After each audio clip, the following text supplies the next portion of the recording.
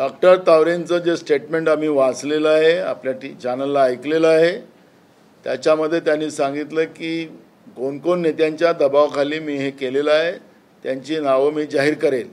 शासनाने सुरक्षा दिली पाहिजे. आणि कारण की आता विटनेस आहे, आता ते डॉक्टर तावरे कोणाचे फोन आले होते, कोण त्यांना भेटलेलं होतं, तिथले CCTV फुटेज काय सांगतात, ह्या सगळ्या गोष्टी तिथं पुढे येणार आहेत. त्यामुळे तावरे हे त्याच्यातले महत्त्वपूर्ण त्याच्यातला धागादोरा आहे. तर ही घटना हाय प्रोफाईल आहे आणि म्हणून ही CBIची चौकशी व्हावी या पद्धतीची भूमिका काँग्रेस पक्षाची आहे.